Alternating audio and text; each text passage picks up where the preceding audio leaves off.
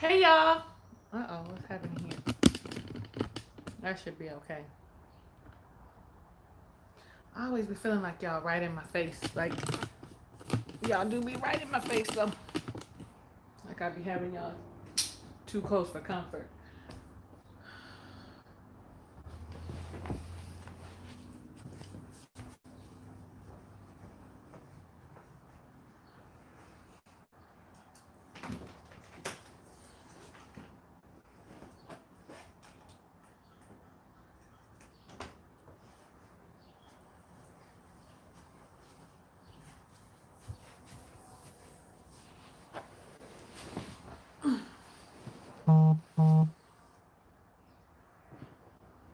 Let's see if anybody come in the room. I mean, I really have to do better because I said I was gonna do better and I still haven't done better.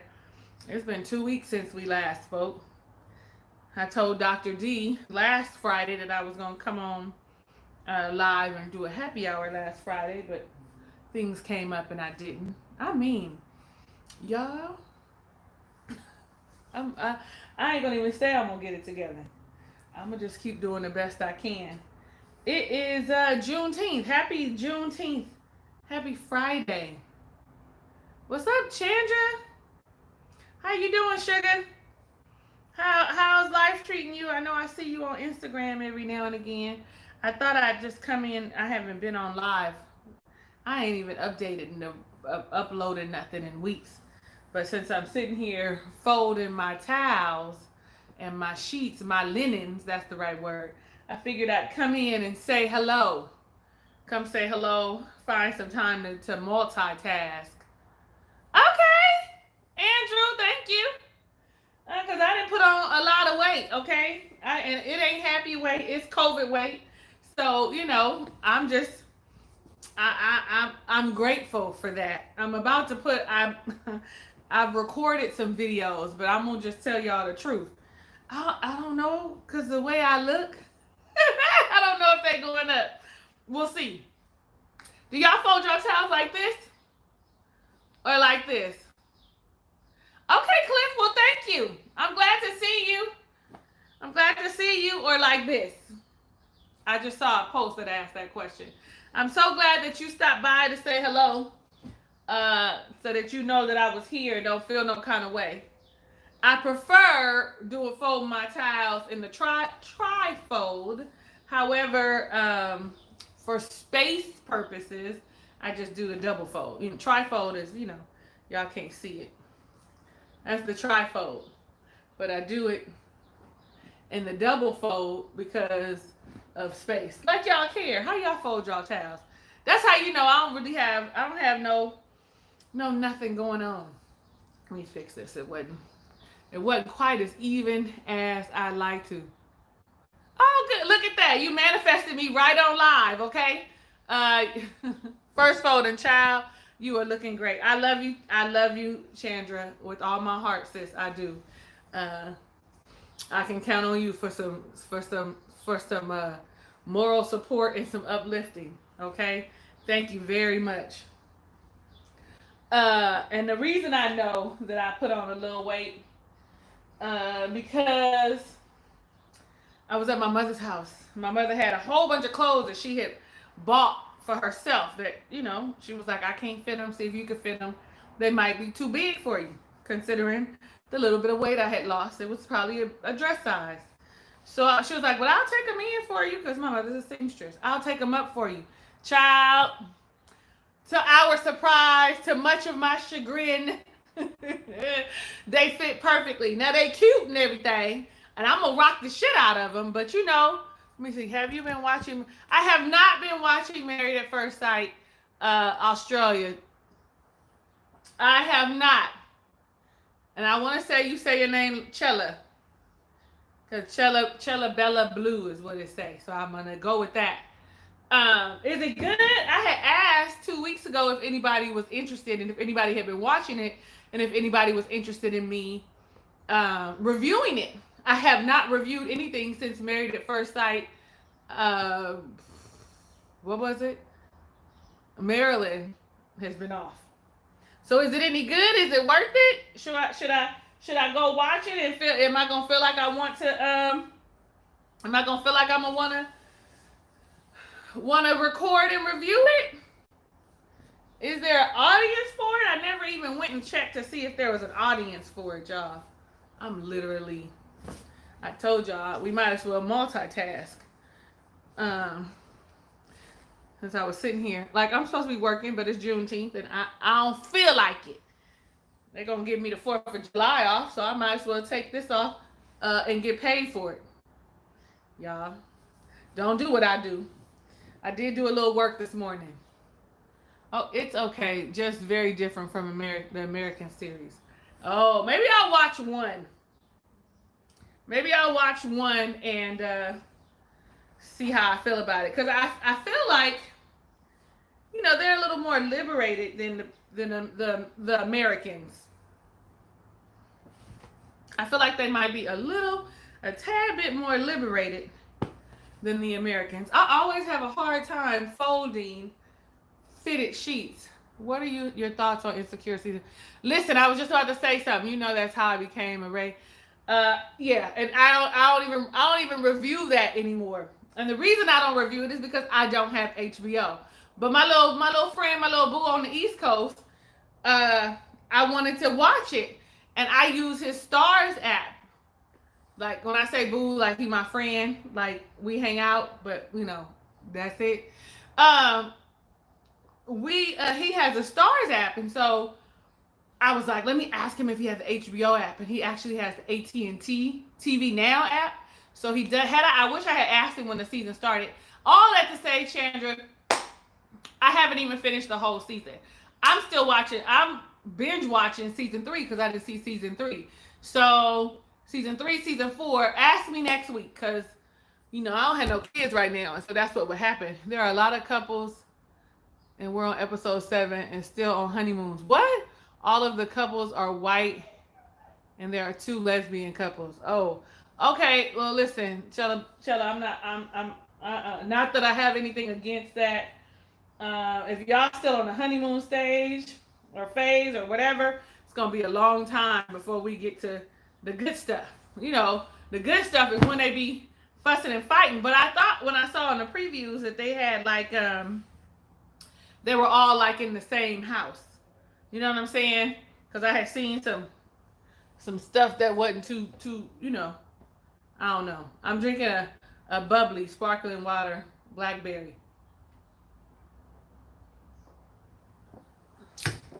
Anyway, what was I finna say? So I'm probably not gonna watch that. I'm gonna be honest, I'm probably not gonna watch that. I wanted to know, I saw a question on Instagram. I follow the Black Love page. I love looking at that. Whenever it's that time of the month, I get all emotional when I see these couples doing great things together. I wanted to ask the question they posed was, how do you feel about being corrected or correcting your partner? Like, so if you're wrong, hey, Megan, I sure hope I'm saying that right. So if you're wrong, like, so let's say you're in a happily committed relationship, monogamous committed relationship. Okay, and I'm using that as a preference because that would be my preference, right? So we're gonna just use me as an example where I'm in a happy, successful, committed, monogamous relationship, and we are out, and I'm gonna say me, my husband or my spouse or my boo or whomever we're out in public and he does something I don't like. Let's say, I don't know, some of y'all are not good with PDA. Thank you. That's so kind of you to say. Thank you. Are not really good with like public displays of affection. Or that's not a good one because a lot of people, you know, you tap my booty, that's cute. But let me see. He we go. We are at, because in my professional life, I do work in corporate America, right? So let's just say, for example, you're at a corporate event with your spouse who is not so corporate. This is just an example of some sort of correction. You're at a corporate event with your spouse who's not so corporate, doesn't really go to corporate events, but you find yourself constantly correcting them. Aren't you full of compliments? Thank you. Um, you find yourself constantly like correcting them as if you're embarrassed, like, oh well, he's not he's not corporate, or he doesn't speak the king's language, whatever the fuck that means. And you find yourself constantly correcting him or interjecting when he's having a conversation, or when you're having a conversation in the group with your peers from work, and you can see that he's visibly bothered by you doing that. How do you feel about correction? How do you feel about correcting your spouse in the moment and then correction? So I'm going to give my answer first. I feel like if we are together, hey, boo, hey, Anna, I feel like if we're together and I'm doing something that is uncomfortable to you, that you don't like, if I love you the way that I say I do, if I rock with you the way that I say I do, especially when a relationship is new and blossoming, even when it get old though, child, you still be needing a little reminder. I would prefer that you correct me. I would prefer that you would not correct me in public, but correct me when, we got home and said, you know what, babe, thank you for trying to help me, but I feel like maybe you were correcting me too much, or this is why, I wanted you to let me handle it, regardless of how it sounds. It made me feel as if maybe you were embarrassed with me, for me, to me, whatever. So I think that you should correct. Like, I know that there are a lot of Black women who feel like,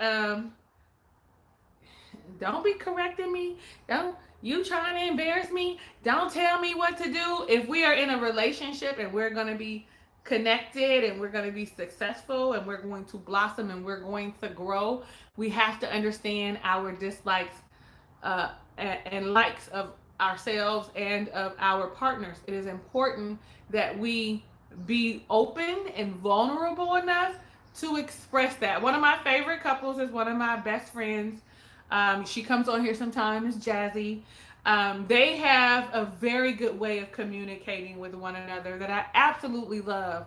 Like, they take the time and be honest with each other, regardless of how it makes you feel, regardless of if I hurt your feelings, if I don't like something, if I don't like the way you're talking to me, if I don't like, the way you keep talking about my weight, if I don't like the way you cook dinner, if I don't like whatever it is, they take time out and they talk about it together, and not with like, I'm talking and I'm telling you how I feel, but you're listening just so that you could reply. No, like, literally take the time. If it's me, if it's me talking, then it's me and I'm listening, and it's not about me rebuttaling or me trying to explain, because how I feel is how I feel. So I admire them for that. I didn't have that in my first marriage. Y'all see my first marriage like I didn't got married again.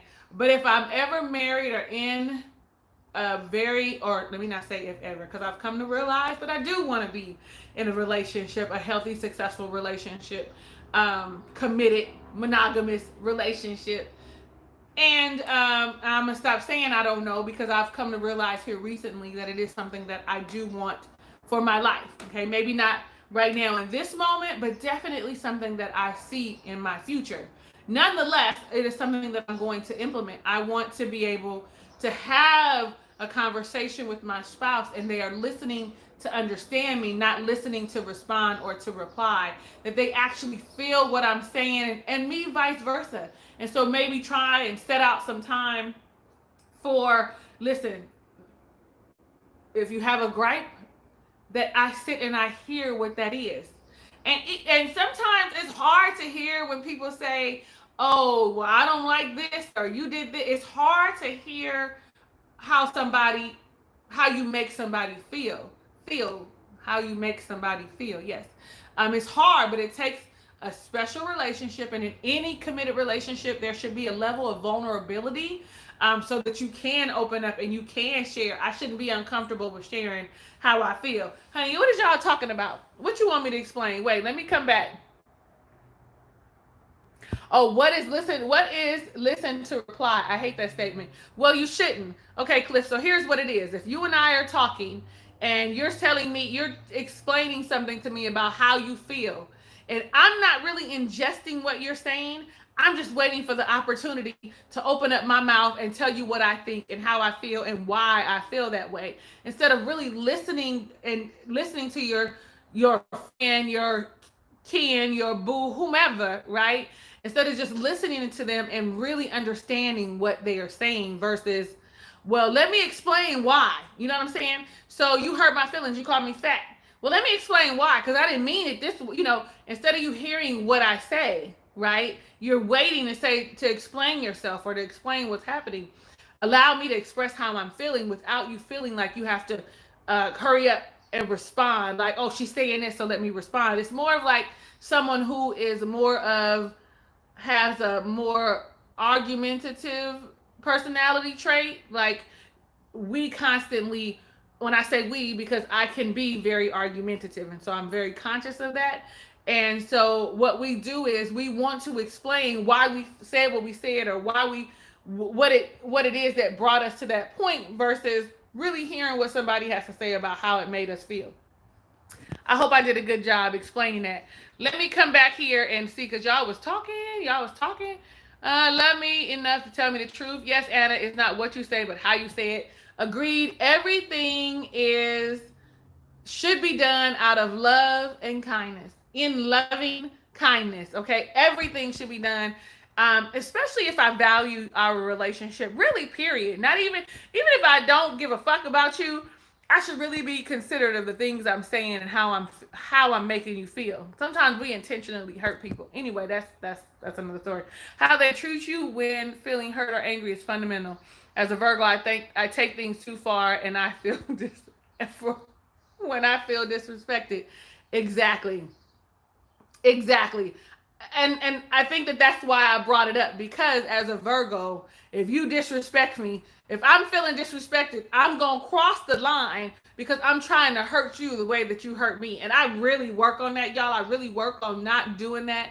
And I really feel like meditation has helped me a lot with that. Like, number one, with not having to constantly respond and explain myself, but actually hearing what someone is saying. Because I feel like if you tell me how you're feeling, you're opening up and you're being vulnerable, and I need to respect that.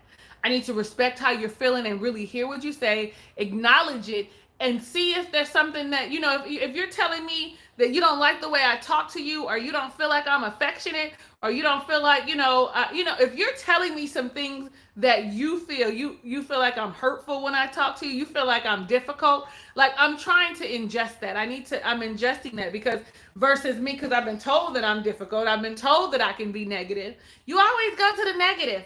You're so difficult, or not so difficult. You can be difficult. So I ingest that. It kind of stings a little to hear it, but knowing how my mind works, I know that I can be difficult, because it feels like I'm constantly antagonizing you or analyzing you. It feels like that, when really I'm just curious and I have a lot of questions. And it seems like I'm difficult, but I hear what you're saying. But I'm gonna tell you the truth. I'm still gonna ask questions. It's just I'm gonna have to figure out a different way to do it, because I'm not going to not learn who you are. I gotta know. I got questions, and I'm not gonna not listen to my discernment. So that's how come people be like, oh, you feel you negative. Like, if you're dating somebody and the only time they see you is when it's time for y'all to have sex, well, I'm gonna tell you the truth. It ain't negative for you to hit them up and be like, but this is the only time you make for me. Like, that's not negative. That's the truth. Anyway, I'm rambling because I was reading y'all's comment. It has to be respectful. Hey, Doris. Let me see. Okay, I did that. When you're looking for something to reply on, not understand or comprehend. Hey, baby. Let's see. I'm gonna show you real disrespect. We working on that, Anna. We working on not showing real disrespect, but I feel like when I am People that know me, like know me and has rocked with me for a long time, feel real different when I'm not disrespectful. When they know that I probably should be and I have every reason to be, they feel some kind of way because I'm now responding to you with love and with kindness and telling you that I don't like that, but you're still being put in your place. So for me now, I realize instead of me like really digging deep and calling you names and breaking you down, me being honest and telling you how you just made me feel or what it is, it hurts them more than me from versus them expecting my reaction of, well, fuck you too. Like, if that makes sense. If that makes sense. My ex only wanted to tell me I was rude and disrespectful when he was called to the carpet on fuckery. I got questions. Sometimes I have to show them real disrespect so they know I wasn't being disrespectful. The Lord ain't done with me yet. No, girl, he's not done with any of us because we would definitely be in the ground if he was. It is a constant evolution. And we all can be disrespectful. And I really, I always say it. I know I ain't been saying nothing lately because, I ain't been around.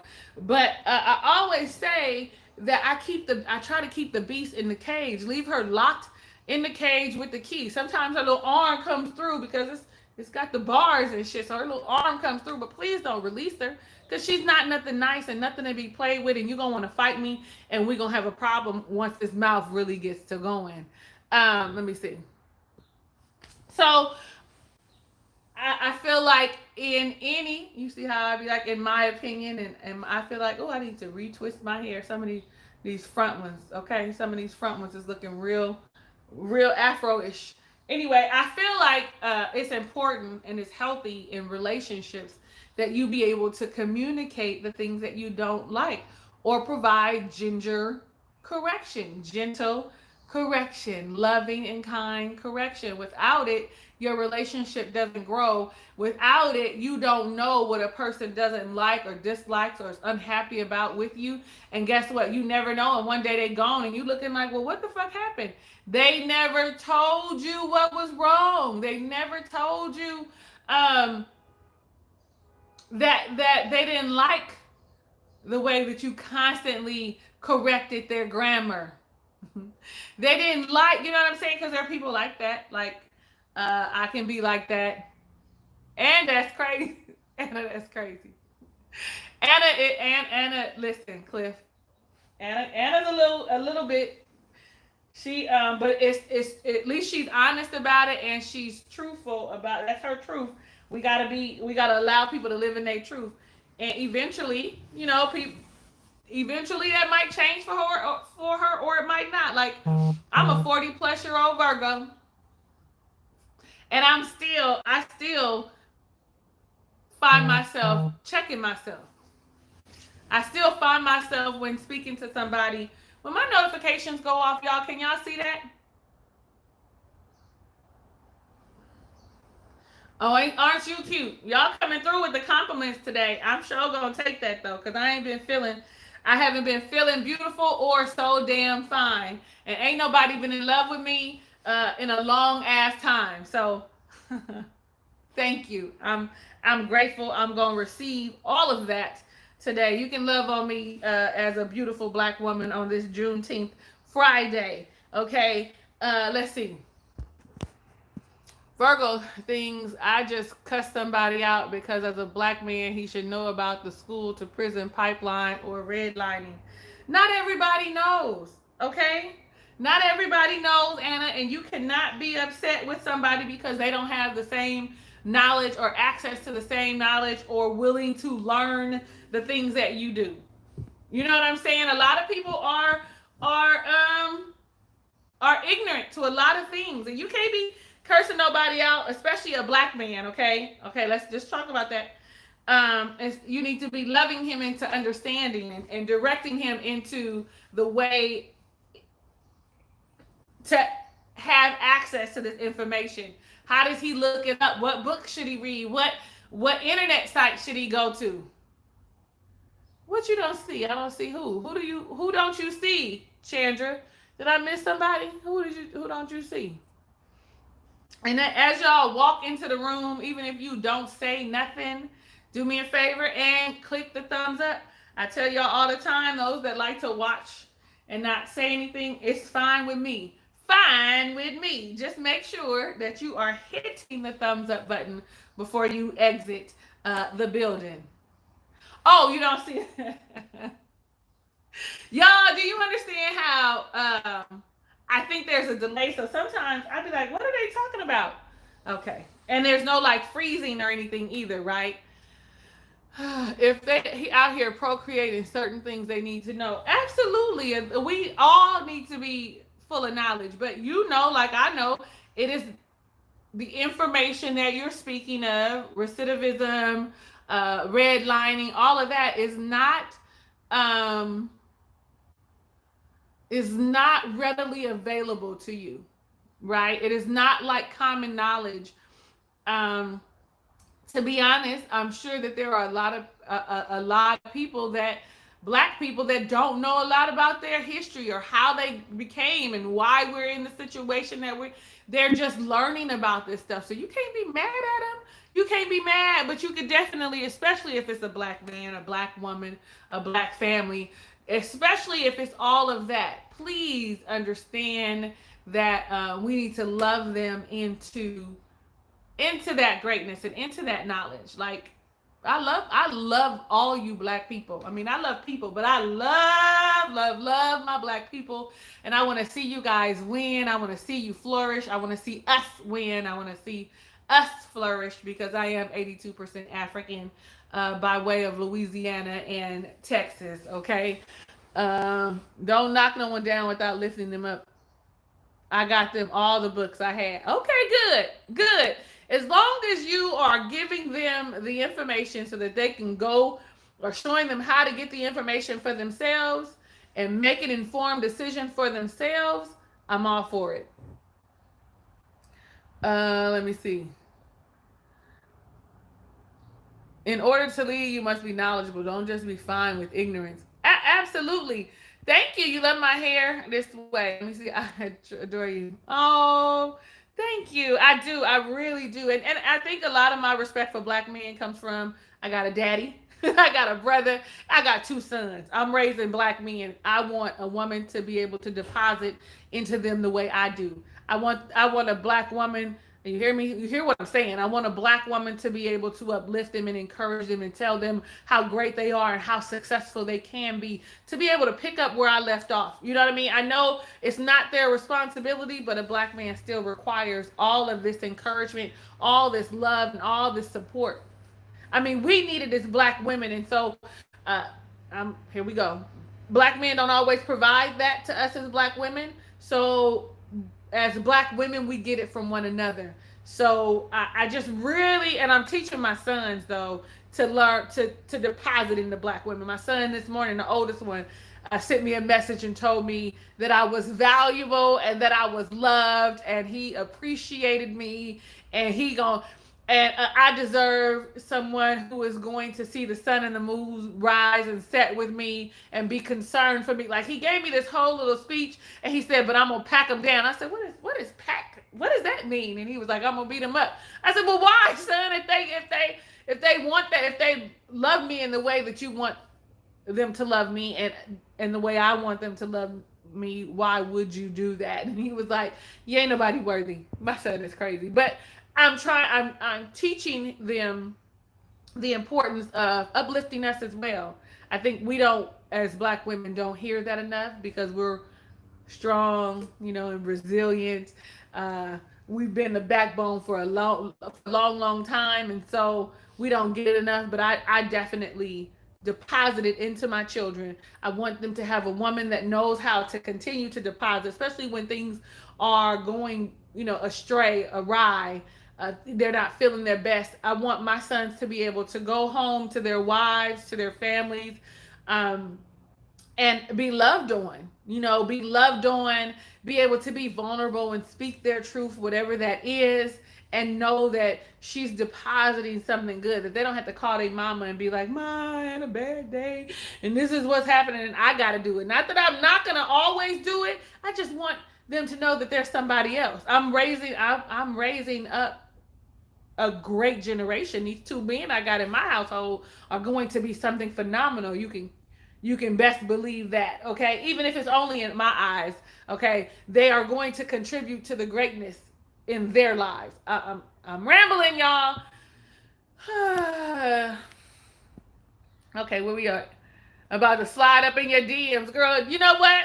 A lot of people say I'd be like, "Oh, you're so pretty," but nobody slides in my DMs. It's very rare that someone slides in my DMs. Shoot, he might be intelligent in other subjects. That's where you could have taught him, absolutely. And the documentaries, it was voluntary ignorance. That's a thing, sis. But it is.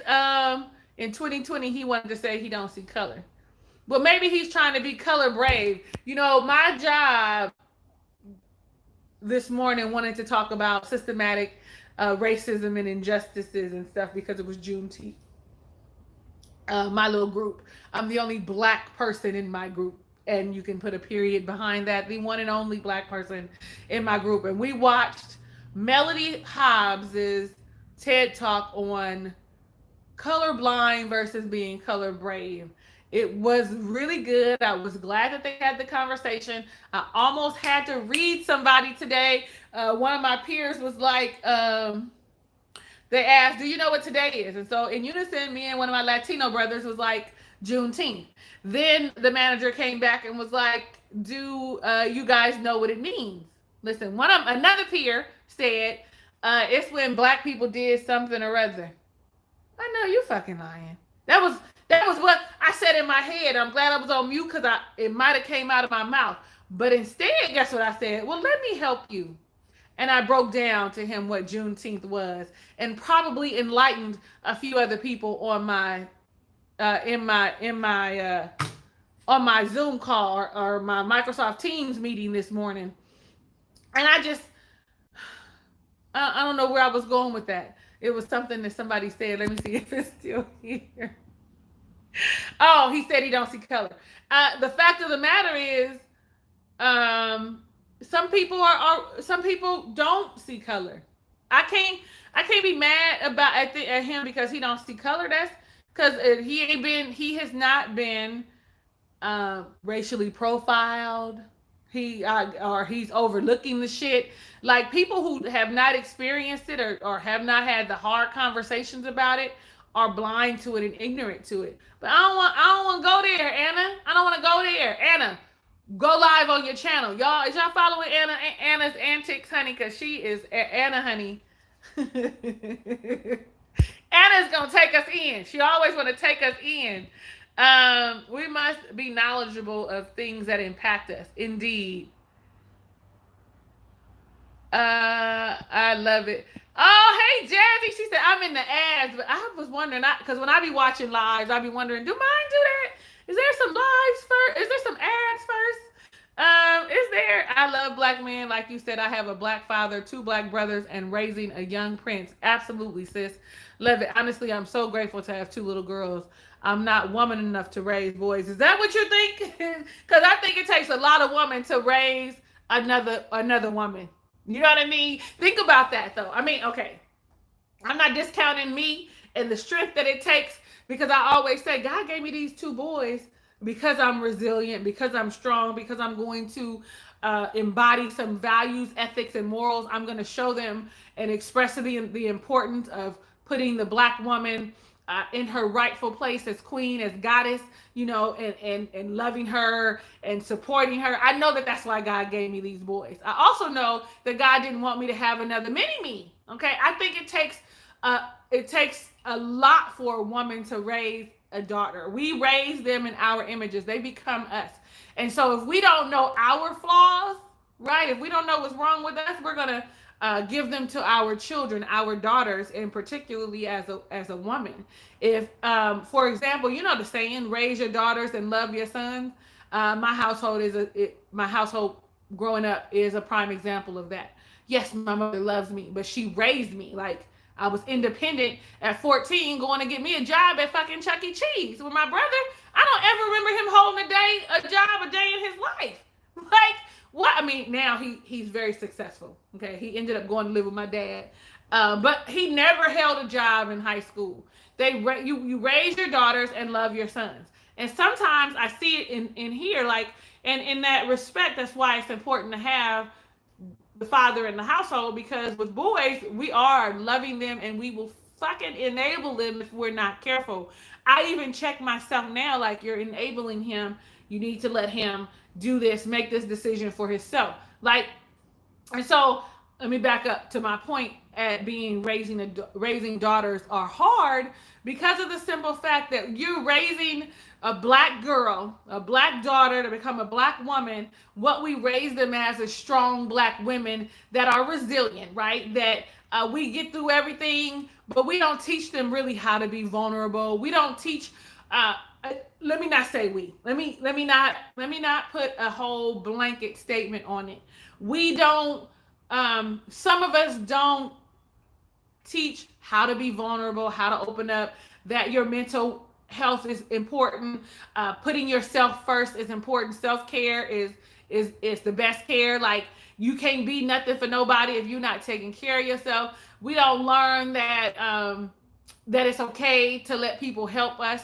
We you know, like, so I commend women who are raising women because of the simple fact that, especially if you understand how you were raised, especially if you understand what you wanted out of your life, and how you do still want them to be intelligent and independent, but you do also want them to understand the importance of family and cultivating love and openness, you know, and not having a hard exterior, and learning how to be soft and learning how to take care of yourself. Like, and as a woman, if we aren't doing that for ourselves, we sure in the hell aren't teaching that to our daughters. Let me get off that soapbox, y'all. Listen. Okay, just 2 30-second ads. Okay, cool. I'm always the only black woman at my job. Ain't too many air traffic controllers. Come on, Anna, air traffic controller is rough with girls too. Ooh, good point. You need to know your blind spots to raise a girl. I mean, let me tell you something, Dr. D. You will take my whole soliloquy and sum it up in one sentence. There it is. You need to know your blind spots in raising a girl. True, sis. You have to demonstrate strength and vulnerability, independence and softness. Absolutely, to all of that. Y'all be getting me riled up, okay? Y'all get me excited, and I do be missing y'all. Even though I be lazy and don't be on here and be live, I've decided that when I'm sitting here, like right now, I was about to turn on Insecure so I can catch up on Insecure. But I said, you know what? Let me call up my people. Let me call up my people and talk to my people while I fold up these linens that I think I only got a couple pieces left. But that's because I'm talking. You teach them what to expect and command in life, but walking the walk. It ain't easy. Absolutely. Okay, so I'm glad you're going there. Can we address how much masculine energy we as black women carry from the way we are raised and having to do it all? Let's talk about it. Let's talk about it. It's my satin pillowcase. Y'all, I only got 2.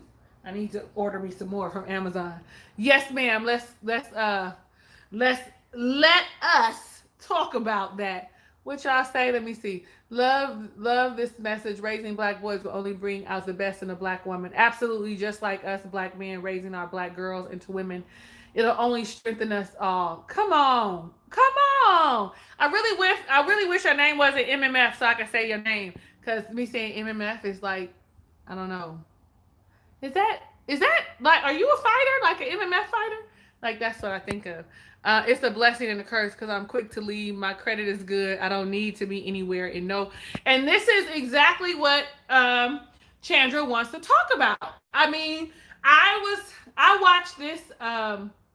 I don't know if y'all listen to my podcast, of which I have not uploaded a session in like 4 weeks. I've got 3 or 4 sessions left to upload, and then I'm going to end the season and start fresh, one of which is with Dr. D.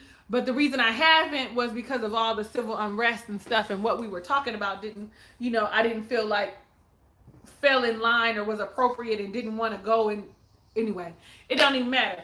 But Spitting Policies is a podcast that I listen to, and he was my Kanum was my last guest on my podcast, right? My last guest host. And so I didn't upload this, but we were talking about, no, we weren't. On his podcast with 3 other fellas, they all black brothers, all educated, doing well, but are also very down to earth, some of which, live the life. So they're very relatable, right? They were talking about gender roles in relationships. And it came up that how women nowadays carry a lot of masculine energy. And if we want to be with true alpha men that are black, that masculine energy that we carry has to get pushed to the side. But in that whole conversation, they started talking about why we have this masculine energy, why we tend to want to be in control, which speaks to the redlining and the prison rate of black men and how we've gotten into that place, sort of me synopsising, that's not a word, giving a synopsis of what Anna was talking about when she corrected the brother who didn't know anything about any of that. Because of the simple fact, I feel like we carry a lot of masculine energy because we've been carrying the household, okay? From when black men had been taken from our homes by slave owners, by the prison system, again, slave owners, and then having to come back into our homes or whatever later on when we had already been carrying everything. So we had to, where the family structure really is meant for men to lead, right? And let me say this, because I'm not excluding anyone. I'm speaking specific of like a traditional relationship, because of course things are different when you're in a same-sex relationship, when you're part of the LGBTQIA community. So this is specifically, and it's nothing, I don't have any thoughts about that because their dynamic is different, right? So when I'm speaking specifically about a traditional black family structure, man, woman, children. Y'all with me on that? Okay, cool. I hope so. I hope nobody feels offended. Let me see. Wait. Let's see. And that becomes power struggle when we get these relationships with real men. I have learned over the past. This right here is my jam, Lord. So I see you, Jazzy. Hold on. So, and I don't mean to point because I hate when people be pointing at me, especially like if I was in your face, I wouldn't be pointing because I hate it. It feels like disrespect. I want to fight you when people be like, anyway. Thought that was an accident. So, because we have had to carry our households for various reasons, whether it be you were in the relationship and he had to leave the home because of prison or enslavement, or if you had to, you were a single mother and the relationship didn't work out. All of those things had made us turn into quote unquote bosses. Like, I'm a boss, but when I get a man, I'm gonna tell you something. I can't wait to be able to walk across my threshold and be like, whew, let somebody else take charge. But we have always been in the forefront of, in charge of our families, even when, it sometimes when the men are in the house. Like, I don't know how to say that, but to say that. Our men have been beaten and broken so badly that we are picking up the slack where they would normally do the things that they would normally do, have been pretty much beaten and broken out of them because they're afraid of, backlash or whatever that may happen, they have already, that's not what I want to say. That's not, scratch that. What I'm trying to say is, because they've been beaten and broken and don't have the same opportunities or look like strong stallions and mandingos and shit, and they appear to be intimidating, whereas a Black woman, we come off a little softer, so we have a little more advancement. So even in the household, sometimes that power struggle, he just relinquishes it because she's running things. And I hope what I'm trying to say is coming across correctly. Like, they've been beaten and broken so badly that they are sometimes retreating and going inside and saying, you know what, my wife got it. Nobody is showing them that you can buck the system, but you can do it in the right way. We know now. I mean, they see it now, right? I'm honestly hoping that all of this civil unrest and this change that is happening also shows the Black man that they are God. You know what I'm saying? That they are king, that they are able. Like, I really hope that they take their rightful place in the home, in society, and understand the strength that they have. But hold on, because I really wanted to do a Truthful Thursday on that. But never mind. I ain't did a Truthful Thursday in like 8 months. Never mind. But all of this to say, that's why we carry all this masculine energy, because we're in charge. My girlfriend, just the other day, we were having a conversation. And same podcast episode, we were talking about her ex was wanting to come back.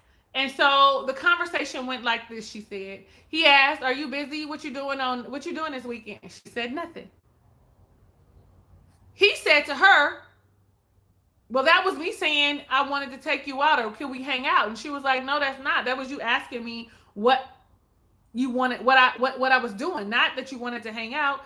Furthermore, he was like, and so you used to, remember they were in a relationship previously, well, you used to take control and say, okay, well, let's go have something to eat. Let's go. And she was like, I'm not that girl anymore. I don't want to do that. I don't want to be in control. Something as small as that. He was like, I'm used to you being in control and taking charge. I want that from you. Like, when they were together, she was in charge of the money. She was in charge of the household. She controlled everything. And she's like, I don't want that. She sees it differently because she's a single mom now. And we have to be in control of everything all the time. And I would like for you to be like, can you be ready at 8 o'clock? We're going to go here. Can you be ready? This is what I want to do. Like, as a single mom, I really want that for myself. As a single woman, I want that for myself. I do also want them to understand that I have value and that I have a voice, but to be respectful. But know that I want you to be in charge in love and kindness. Y'all was saying something. I'd be going off on a rant. It would be nice if there wasn't so much promotion of the strong Black woman that gets out to take on everyone's battle and so tough that no one protects her. Jazzy, say that. Because you do hear strong Black woman, strong Black woman, strong Black woman. We are strong Black women, yes. And it's because we've had to be that way. But it would be nice for you to hear, she's accepting, or she's a vulnerable Black woman, or she's strong and vulnerable, or I don't know, but for us to be rebranded, because we are strong. I'm glad to be strong. I'm glad to be resilient, but I also want to be protected. I also want to be respected. I also want I want to see specifically my people see my value. Even as women, we could talk about that next. Black women seeing another Black woman's value. We could talk about that in just another second. Let me see. I think the late 70s and 80s, before Anna, the laws were enforced that left the Black woman needing to carry on certain traits in order for her and her children to succeed. I won't disagree. Things will not change in this country until certain laws and policies are abolished and amended. Absolutely.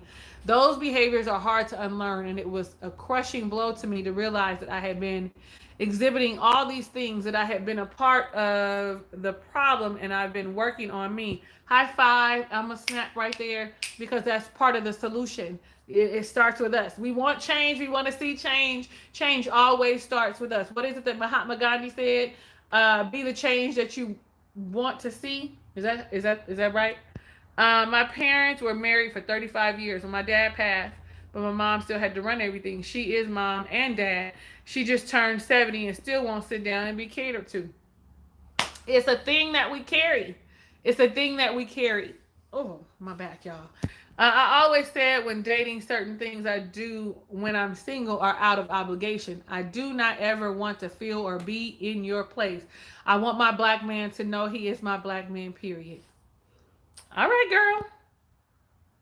My grandparents have been married over 50 years. I've seen how a family is supposed to be ran and how I should be loved. My grandparents were married for over 50 years. God rest their souls. And it looked like love to the point where my grandfather passed before my grandmother. He had several insurance policies, one of which was specifically to take care of my grandmother when he passed. Like he made sure, woo, that she was taken care of because they were traditional society. She did things that, it's not that she didn't work. Okay, she worked like iron people's clothes and clean their houses. Okay, but it was not. And then as her children, when she was still at home, right? So she still was a caretaker, but was doing things from home. And so for me, and then as she got older, of course, she didn't work anymore. But my grandfather probably worked until he couldn't work no more.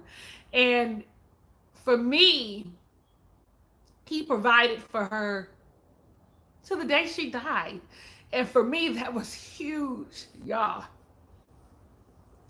I always said that I want someone to be concerned for me, to put my needs before their own. And I know that sounds selfish, but not really, because in doing that, they know that I'm going to put their needs in front of mine. So we're always taking care of. My grandfather made sure that woman had everything she needed. When he passed, my auntie was responsible for the policy. That policy he had, because they own property, so she had that money coming in. She had his retirement and his Social Security, but in addition, he had a policy of like $100,000 for her, specifically for her, to give her whatever she needed that was not covered otherwise. And I just thought that was amazing. And when I look at my paternal side of my family, because that's the side that I'm speaking of, my father is a provider. All of my uncles are providers. All of my well, maybe not all of them. 95% of my cousins are providers. My brother is a fucking provider. And here I am, the strong black woman with no provider around. Like, yeah, I always tell my mother, I got all the bad stuff from my family. I got my dark circles. I got this weight, like on my daddy's side, they thin, on my mama's side, they thick. I got fine hair, like, I really wanted coarse, thick hair. Mom be looking at me like I'm crazy, but my hair is fine. I always say that. So I got the trait of the strong black woman that don't need a man. No, I need one. Hello, here I am. I need one. I need one. Sorry, y'all. It felt like that wasn't clear or something. Did I bring y'all in? Oh, there we go. Okay, what happened? I love that, Dr. D. You have to set it up in the beginning. I fall back with my fiance purposely and make him take control of certain things because I don't want to have to handle everything. And that's good, Dr. D. The fact of the matter is, most of us don't know how to do that. Most of us don't know how to relinquish control. So I commend you. Like, if you've been in control, like someone like me who's been in control as long as she's been on her own, including while I was married, it's harder for us to be, as these independent black women to relinquish that control. It is a learned behavior, something that we have to relearn and reteach ourselves. It's something that I had to reteach myself. Like, it's okay to allow someone else to be in control. If you see that there's something that looks like it's going astray, you could use your womanly wiles, your syrupy sweet mouth, and help them guide to the way that you want them to go. Like, I don't know, y'all. Okay, let me see. Let me see. Truth. Then when they come home to us, sometimes act stray crazy and continue to emasculate them after the trauma they experience on a regular from outside world. The home should not be a battleground. No, ma'am, it should not. It should be your home, even for you, should be a place of comfort, of safety, even for us, all of us. And you're absolutely right. Think about your last relationship. I mean, not all of us are like me. Okay, so I'm gonna think about my last relationship. Y'all know I'm transparent because I don't care if anybody judge me because your thoughts and opinions are not my thoughts and opinion or how God sees me. So nana nana nana. I tell y'all all the time, and if you watch my little story about my husband and my relationship, I tell you all the time that I was not the best wife. Coming across the threshold didn't always feel like a safe place where he could be vulnerable and talk about his fears and his desires and his shortcomings. He came through and it was like a war zone. And I'm not proud of that, but it's something that I have learned from. You know, your house is not a battle zone. It is for comfort. It is for peace. It is for understanding and communicating. And yes, no, everything won't be perfect, but there's a way to make it safe and to be collective in a unit together. Y'all always get me all riled up and shit. I be crying and shit. That's why I don't come on here. No, I'm just playing. That ain't why. Yes, too many guys, though, that resent being taken care of, but are fine sitting back and getting the benefit. I have two brothers that don't work and their wives work and support the entire household. Now that I'm with you, Jazzy, because I have a problem with that. I don't know if you remember, y'all, a while back, a couple of years ago, I was dating this guy. Like this guy. I liked him. Thinking back now, I'm all like, I dodged a motherfucking bullet. God is all like, yeah, you stupid, but I got you covered. You know what I'm saying? Like, hedge of protection. Because, baby, let me tell you, I think about how right now, I think about how he had recently reached out to me. He left his girlfriend. Okay, this is all in 2020. He left his girlfriend because she wasn't what he wanted. She's a beautiful girl. I've seen pictures of her. Now, mind you, I dated him and we screwed. But he called me one night and said he had left his girl. Really wanted to see if he could come spend the night and crash until the morning. But, of course, the answer was no. We didn't have no plan when you was leaving her in the middle of the night. He talked about how she wasn't really wasn't what he wanted, that he liked a girly girl, and she always wants this and she wants that. Granted, and she bought this house that he moved into. Like, she's pretty much, I think she's a nurse, and she's the breadwinner of the house. And he talked about how she wasn't what he wanted and how he wasn't happy. Right now, I'm big on doing what makes you happy. Don't be in a relationship that you are unhappy with, especially if you can't communicate what your likes and desires are, because he felt like he couldn't, right? Well, I think, I said, well, while you're out here, the best thing I could say for you is to figure out what it is that you want. I wouldn't recommend you go into another relationship right away and move in with another woman. Because as long as I had known him, he had lived with a woman. Even while I dated him, I found out that he was living with a woman. I did not know originally, but because I wouldn't have done it. Once I got married, cheating is off the adultery and all that shit is off the table, because I don't ever want to put a woman in a place of hurt like that. But later I found out because she slid up in my DMs about somebody else, not knowing that I had dated him myself. Nevertheless, that was my recommendation. It's in LA, you're gonna need a roommate, blah blah blah. When I tell you this fool, he had took all her photos down and stuff on his Instagram and all kind of shit, and she was in her feelings and was crying and couldn't understand why he would leave like a thief in the night, in the middle of the night, and all kind of shit. When I tell you, one Wednesday about a month ago, he had her up as a Woman Crush Wednesday, and that everybody should have somebody so loyal in their life. I was like, I know you fucking lying. So I texted him and I was like, okay. Like, what the what? And he was like, well, I realized that I'm too old to be hopping from bed to bed. And I talked to her, we worked it out. I'm going back. Let me tell you something. Okay. All that sounds good. What he found out is that it was harder on his own. Okay. That he couldn't make it on his own. That he went back to live with this woman. That's really what it was. I didn't say that because that would have been mean and that would have gutted him. But the truth of the matter is, was he was was unable to stand on his own 2 feet and would much rather had lived with that woman and have her take care of him as she had been doing, and him providing whatever little money that he had to the household, contributing to the household whatever little amount that he had. And I thought my heart went out to her because she loved him. You know what I'm saying? And she loved him. And listen, that's great. Love is great, but don't take advantage of her. Like, for me, I felt like the only reason you went back was because why? You couldn't make it on your own. Y'all, listen, y'all. I know y'all talking. My little arrow is jumping. We've been on here for an hour. Let me see. Woo, that is love. That is how a man takes care of his woman. I think, yes, girl. Yes, girl. Every time I think about them, I'm just ecstatic. I deserve that kind of love. You deserve that kind of love too. My grandmother loved that man. Okay, my grandmother understood loving her husband. So yeah, God rest her soul.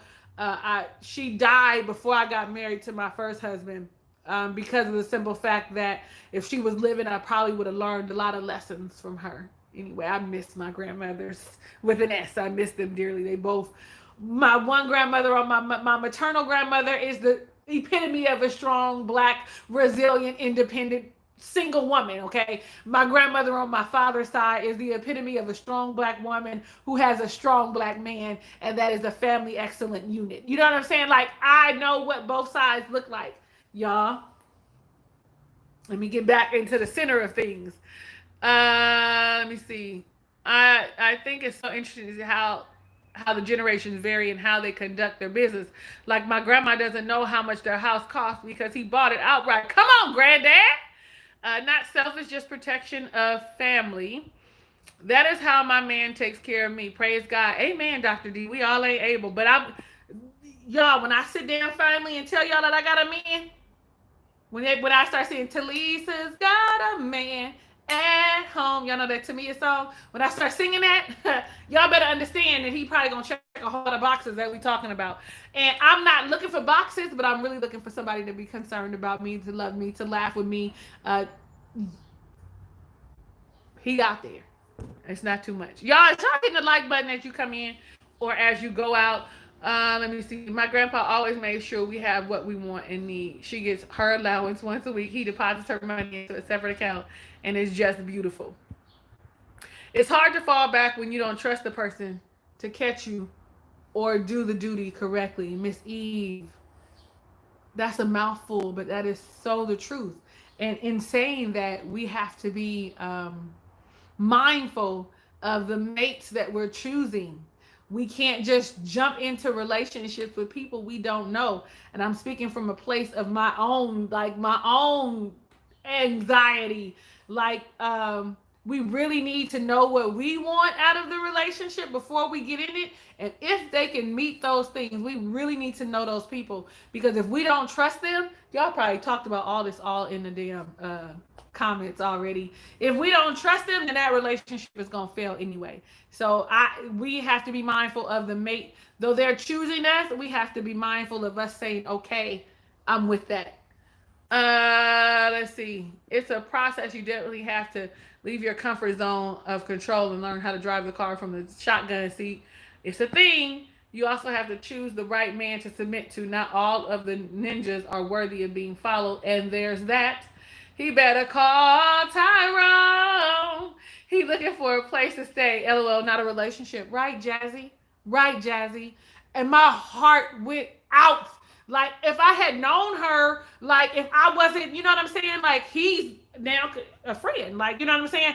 Oh my God, like, I just want her to come on here. You know, I just want her to come on my YouTube channel and hear me ranting about some random ass nigga that, excuse me, some random ass dude that left his girl in the middle of the night and then came back later to find out and then put two and two together that it's her. Like, I really,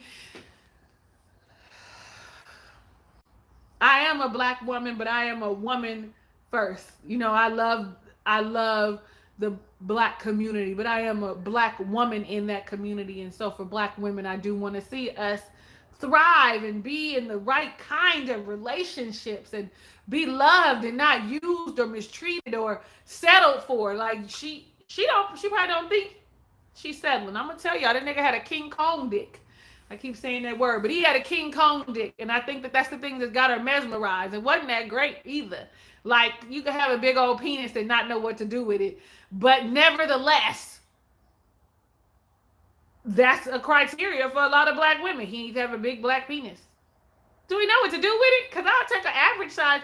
I'll take a small penis if he know what the fuck he doing. Anyway, y'all. He realized his credit ain't worth a damn and he can't do it by himself.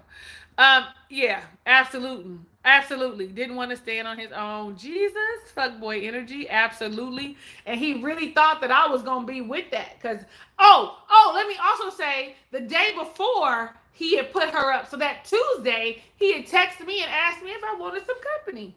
Now, I know you don't fucking think that I'm desperate and that I'm in need of somebody just to lay inside my bed. I'd rather be lonely and humping on my pillow than to settle for some old raggedy ass energy, fuckboy energy that you giving. Exactly. Like, hello, I'd rather be doing all of that than be having to deal with somebody who just used me because they need a roof over their head. The devil is a lie. And he was like, oh, you was all in. I was like, when? He was like, when we first dated, I said, no, what I asked you, he was like, well, you wanted to know where we was going. What was we doing? I said, that's not all in energy. That's me trying to understand what we're doing. Are we just fucking or are we building something? That is not me saying I want to be in a committed relationship with you. What?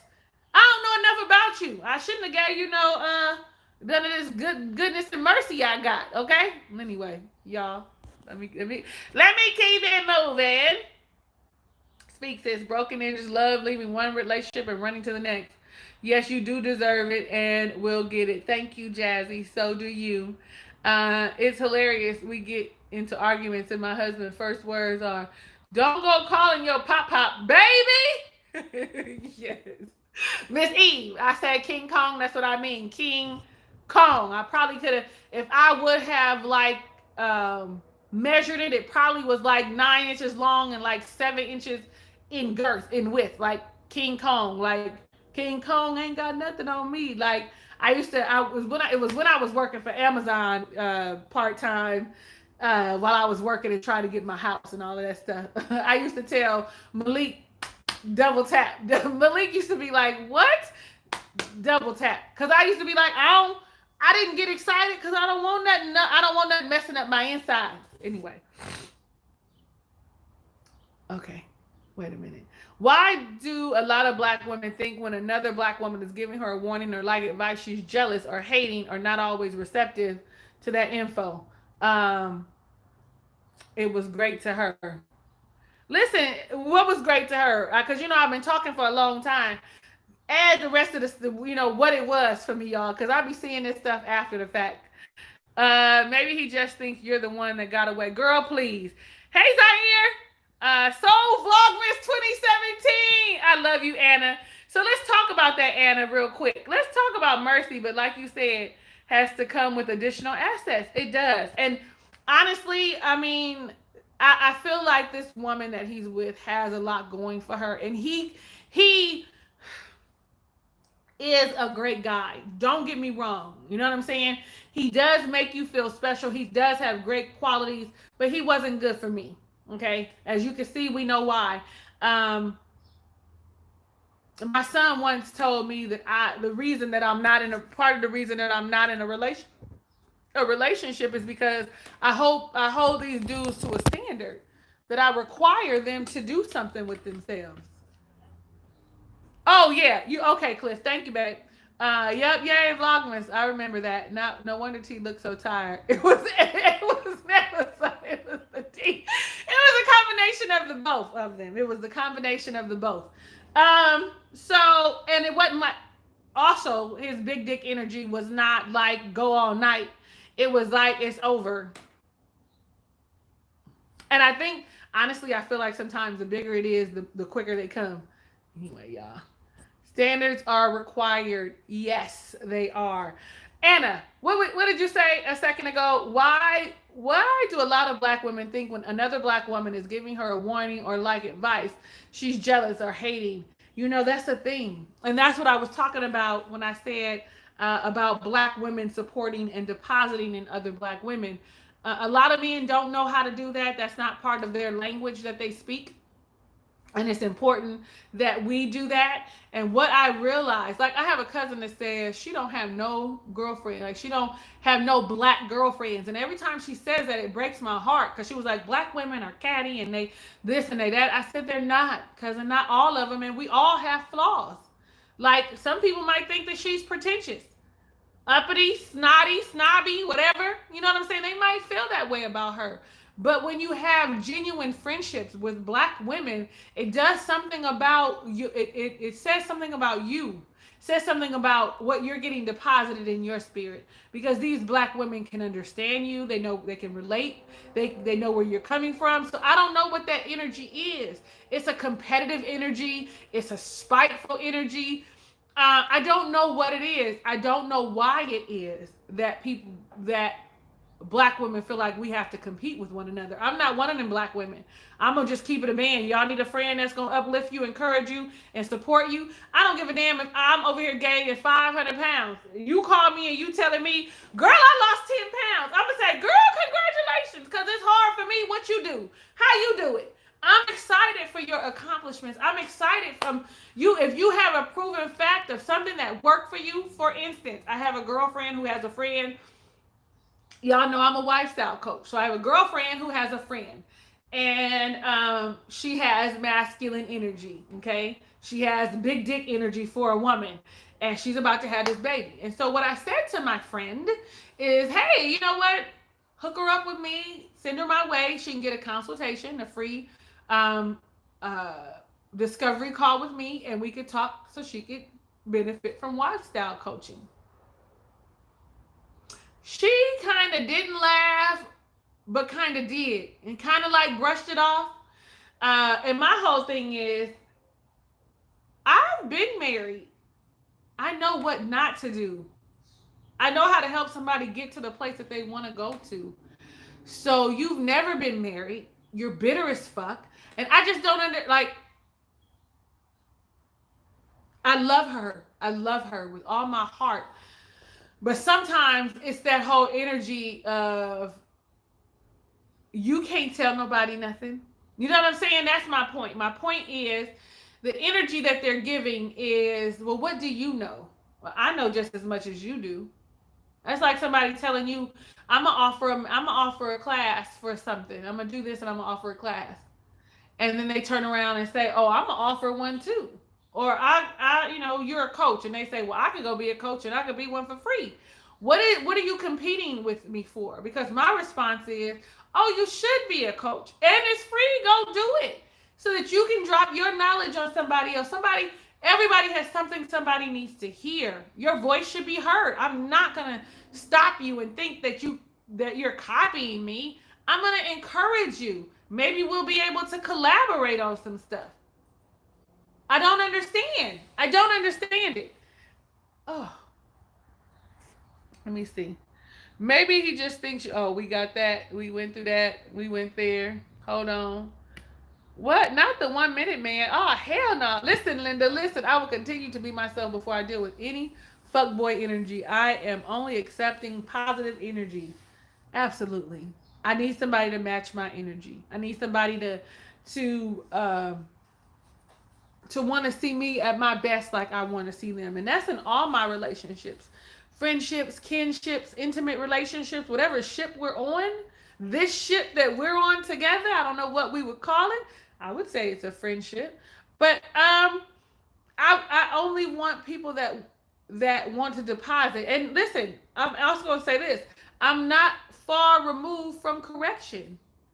If you are going to correct me, I receive it because I need it. I don't know everything. I'm okay with somebody saying to me, you wrong for that. Oh, you shouldn't think that way. And I'm going to receive it, whether I agree with it in the moment or not, because you love me, because I love you. If I really feel that way, that you value me and you want to see me do better, please, please provide me with constructive criticism. There was a time in my life that I could not handle constructive criticism. But today, in the space that I'm in, please, because I'm going to take the information that I can and throw the rest of it away. I'm not going to see it as you're competing with me. I'm not going to see it with you trying to hate on me. Not if I say I love you. Not if I say I think that you want the best for me. Why would that be a thing? Anyway. There, your next energy. I like we can all win. What's with rushing me off my high moments? Absolutely.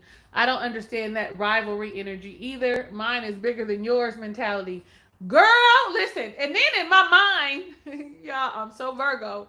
In my mind, when people come to me with that mine is bigger than yours energy, I'd be like, you show me yours, I show you mine. Because mine is going to trump yours. That's how come I'm not competing with anybody. I don't compete with nobody on how I look or the way I dress or the men I date. I'm not trying to outdo you or hate on you secretly or, be like, well, why this is happening for you and not me? I'm happy because if I can be happy for you, why wouldn't God? Why wouldn't the universe? Why wouldn't the ancestors? Why wouldn't spirit bring it back to me? Why wouldn't they say, oh, she's happy for her?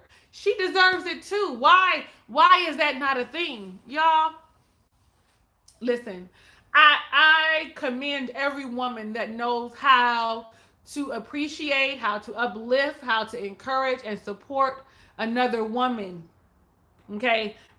Without looking for something in return. Without on the back end dogging them and talking about them. Without all of that, like, I commend you 100%. And it is, we all have been guilty of it. I was just guilty of it a second ago, saying how I don't understand why my friend is that way, but I love her, so that could be seen as me talking behind her back. I'm stating my truth. I'm not making an excuse for it, but it's the way I see it. But I'm still going to love her, and I'm still going to honor that relationship. On another note, when I speak about these relationships with us as women and how we get along or whatever, we talked about it for a second, about being open for the correction, being open for hearing someone else's thoughts. Don't always think that because somebody is saying something to you or see something in you. For me, let's use me as an example, because that's the best example I got. I can't use nobody but me. My cousin the other day, if y'all friends with me on Facebook, y'all would have seen that I posted a picture of my oldest son's father. My oldest son's father is home from prison after 24 years, and I posted a picture and said that they are twins. So I was talking on the phone to my favorite cousin in the whole wide world, and I said, so you're not going to say nothing about the picture? And she was like, no, because you be getting annoyed and you be sounding annoyed and irritated when I ask questions because I see something. She was like, and our cousin, we call him the stalker, saw it and asked me if that was Royal's dad. Mind you, nobody has ever seen Royal's dad except for my mother and a couple of my girlfriends. And those girlfriends, one of them was like, I wouldn't have known him if I saw him. I said, well, he looks exactly the same. And they were like, he's an attractive man. I said, he all right, because, I don't see him that way no more. I love him forever, but I don't see him the way these other women are salivating over him, wanting to know if I done got me some. No, sir, no, ma'am, I have not. So what was I saying? I get all sidetracked. Oh, my cousin. And so she said to me, you get irritated and annoyed when I ask questions. And I was like, no, I don't. I said, that's not how it's intended. Because I'd be like, you so nosy, you always asking all these questions, these Geminis always. And I had to hear what she was saying. I make her feel like um I make her feel like she shouldn't be asking, or she shouldn't be, wanting to know. And so I receive that, and that's not how I want her to feel. I want her to feel like she can ask me anything. So that was some quiet correction. Now we are family, but she is my family that has become one of my closest friends. And so I'm grateful for her correction, which she's always doing. When I'm dating someone new, and I be excited in the beginning, and they do something I don't like, and then I'm over it, and she says to me, "You are quick to leave these dudes alone. That's your trait. You want to be in a relationship, but you don't give nobody a chance." And so listening to her and receiving her correction, you know what I'm saying? Receiving the things that she's saying shows her that I value our relationship, that I value our friendship, and our kinship. Um, we had a big fight in Thanksgiving. And she would call me, I want to say sometime in December. It was like, I miss you. I miss you. I was like, I know you do. I know you do. I would miss me too, because I'm stupid. But I missed her too, just all the same. You just give people some time. But it is conversation that you have to have. We have to, if I love you and I value you and I call you friend, then I should be able to take correction and know that it's correction. And even if it hurts my feelings, even if it's uncomfortable, I should be able to receive it, and I should be able to say, she loves me. And though I'm mad, once I process it, it's okay. And my girlfriend, one of my good girlfriends, is quick to be like, "Oh, so you mad?" She'd be like, "So," but I'm the same way. Like, she's quick to tell me, "Well, that ain't right." Anyway, but I'm that friend too. Okay, so let's see. I'll just be talking. I think being into positive and love and light is understanding that darkness holds power too. Come on, Anna, and speak that. Don't give me criticism during Mercury retrograde. I will. I ain't scared of you. You'll be mad for a little bit, but you'll come back around. Okay, sis, now there's a lot of us that are spiteful, competitive, catty, and low down as fuck. This is the reality, but there are lots of us that are positive, lights, and uplifting. I absolutely, sis. I was hoping that I was saying that, but I was hoping. I don't want you to think that I was saying that all of us are that way. That wasn't my intent, Chandra. I hope that's not how it came off. If that is how it came off, y'all forgive me, because I'm one of those women that live in light, love, and positivity, but I can tell you where the fuck to go at the same time. I do want to uplift you and encourage you, I think that was my point, is that we need to be depositing. I really hope that what I was saying wasn't misconstrued. So if you feel like I was saying that a lot of us are on the negative side, forgive me. That's not it. I just want us to learn how to be positive and deposit into people we call friend, if that makes sense. Virgos are bomb, Miss Eve. Yes, ma'am. The formers outweigh the positive, and we tend not to trust each other. I don't know. We sure the fuck are, Miss Eve. Yes, me too. I'm too busy competing with myself to worry about what somebody else is going on. And that's really the energy that we should have. I'm too busy trying to better myself, trying to evolve and get my goals and shit going and go to the right place than to be competing with someone else.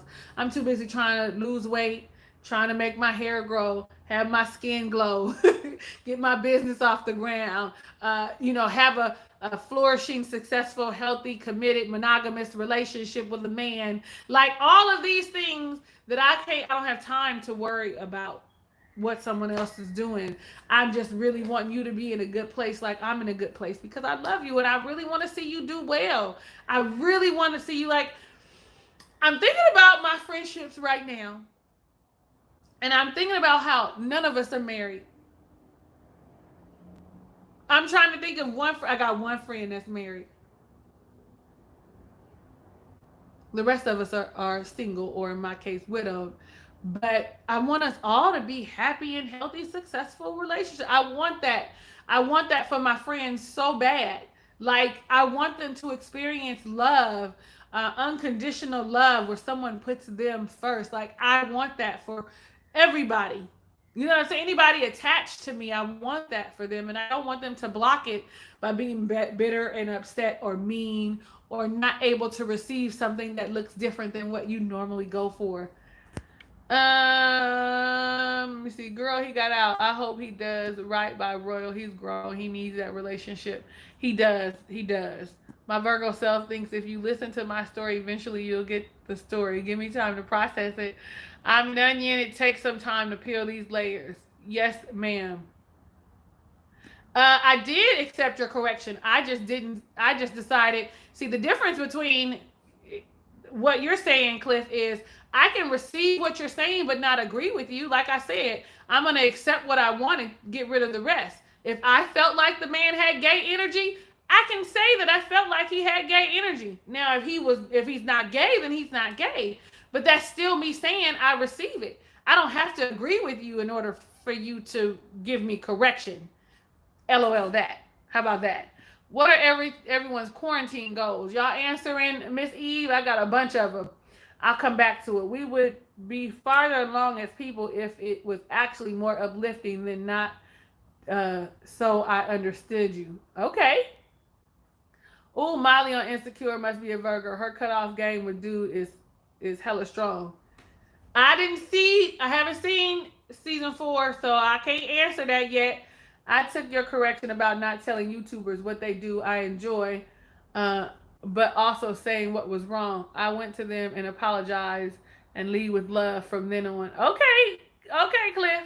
If you say so, honey. You should see how I'm really like, I guess you could see how my face is looking like.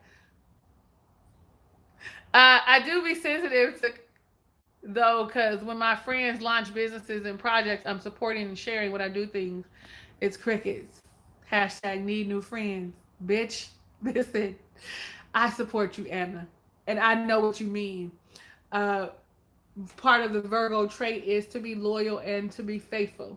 And I want to see you propel and excel. So if my friend tells me I'm starting a business and this is what I'm doing, I would support them. I tell my girlfriends all the time, I got that podcast, I got this YouTube channel. Y'all don't watch, y'all don't listen. I get support from people that I don't know, that I have never met, from way on the East Coast all the way up to Canada. Like, where is Lawana now? She was in Africa, but I think she's in, dang it, she told me. But in other countries, before I get the support from the people that are right next to me. And Anna, what I'm going to tell you is this. Don't be salty. The fact of the matter is, these people think that they know you as who you were. So it's they don't see you for who you are. Don't be mad at them. I always feel like they don't listen to my podcast or watch my YouTube. And hell, I hope, because I'm really in the weeds of writing this book now. I hope that when I get this book that they buy the book and they actually read the book. The fact of the matter is, I'm talking to them all the time. So they hear this from me all the time. But it still would be nice if they would provide some support, even if that is turning on the podcast and just letting the shit play while you sleep, until it turns off. It would, you know what I mean? Like, that's some support. It would be nice. And you always know, I always know when one of them have heard something that I say, or listened to it, because they make mention of it. Right? They make mention of it. But don't be too upset with them. Know that they love you. And my prayer is that when you really need them, that they will be there. I got one girlfriend that will support me no matter what. It could sound crazy. I could tell her, I'm gonna get on the roof and I'm gonna start filming it and double dutching, and she's gonna be like, okay, well, be safe. Now, she ain't gonna watch it, or she might, to see if I fail or not. But she's going to go with any idea and help me develop some of those ideas, right? But she don't listen to no podcast.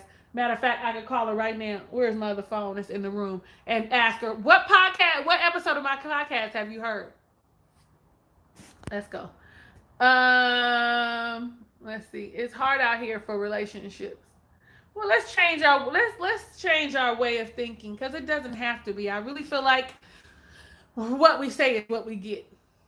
It used to be hard. It's easy now, and the right relationship is coming, Miss Eve. He might just not want to have to come out, might not have wanted to come out the closet yet. I love you, Anna. Nope, I was just saying you bring light and that's what we do. But there's a lot of negative. Okay, Chandra, thank you for clearing that up for me, babe. There's Cliff LOLing, but I love my black women and my black people. Yes, ma'am. Quarantine goals would be just to be okay with sitting. I gotta work through the silence and stop using others' struggles as an excuse to avoid my internal trauma. Come on, Anna, and speak the truth. Okay, so quarantine goals, Miss Eve. Here are mine. I don't know if anyone other than Anna is gonna share. Um, they should have been. I should be looking like a bottle right now because one of the goals was for me to drop 20 to 30 pounds during this quarantine. Instead, I probably gained 10 to 15. Okay, and 2 inches all around. No, 10 inches all around. 2, 4, 7 inches all around since April. Okay, so there's that. But I'm gonna fix that. The gyms are opening on Monday. Who's excited? I am. The gyms here are opening, or my gym is opening on Monday. Let me say that because Planet Fitness is open. I don't know about LA Fitness, but 24-hour fitness will open on Monday, and we have to do appointments. I will be there. What else? The goal was to have finished my book that everybody has been waiting on for the last couple of years. It'll be finished. It'll be finished. Another goal of mine was to really have my lifestyle coaching business off the ground and running like full speed ahead. I have now added to have a class. I have not yet determined if it will be like a 1-day class or if it'll be a week's class.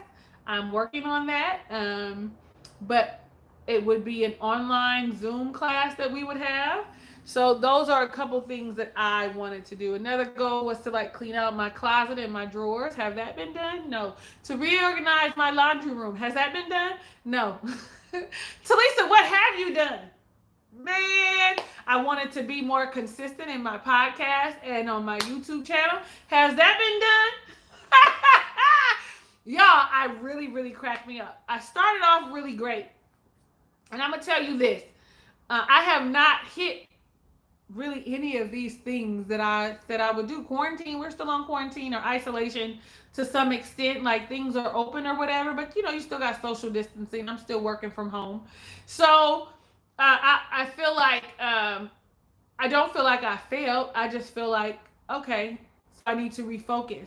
These things can still be done. I'm not going to get down on myself because I have not accomplished the things that I have set out to do during quarantine. So there's that. Anybody else? Miss Eve, what about you? What are your goals that you set for yourself during quarantine? Quarantine, get my skin on glow. Done. Dr. Dermix, I can't stand you. It's been 97 years, Anna. It has, girl. I'm sorry. The book is coming. My goals are to finish school for the second time and make it through no sleep with my daughter. You can do it, Jazzy. You can do it. I didn't have weight to lose, but my goal was not to gain weight, which I haven't. So that is a major accomplishment. Yes, ma'am, it is, because you was fine like wine. And then Jazzy says, and let go of my regrets. What are you doing to let go of your regrets, Jazzy? How are you doing that? My question to you is, how are you doing that? Because we all have regrets. I know what has worked for me is in the journaling process. I know that when I burn it, it really helps. So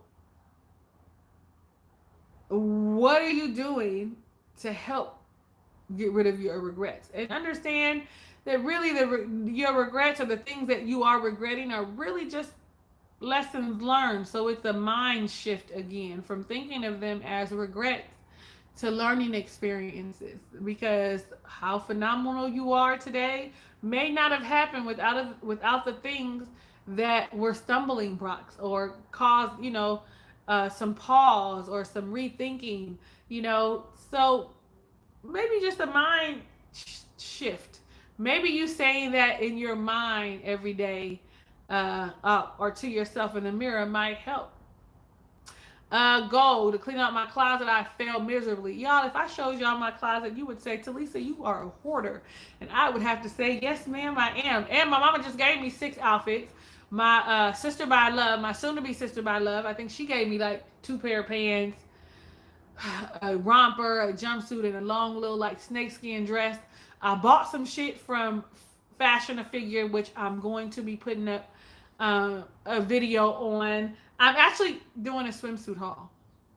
I did all the recording for it. I just need to put it together. And y'all get to see how chunky I got. Like, I was that, and I think that's part of why. I was like, where's your waistline? Because, bitch, your waist is normally snatched, even though you a big body being. Like, now you look like more of like a Mack truck. That cracked me up. Goal to get this 3-year-old off the titty. Oh my God, failing as we speak. Lord, why won't she wean already?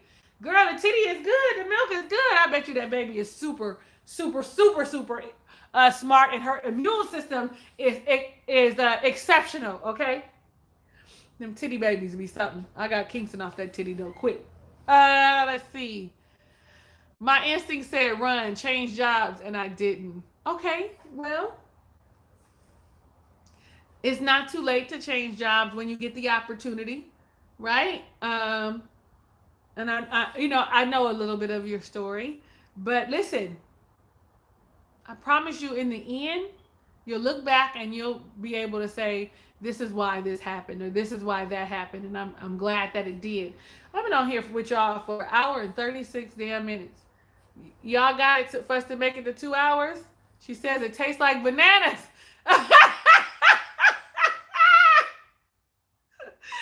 Oh, come on, baby. Mama, it tastes like bananas. You better start making her some banana smoothies with some regular milk. I mean, we already 1.5 hours in. We might as well stay to 2 hours if y'all with me.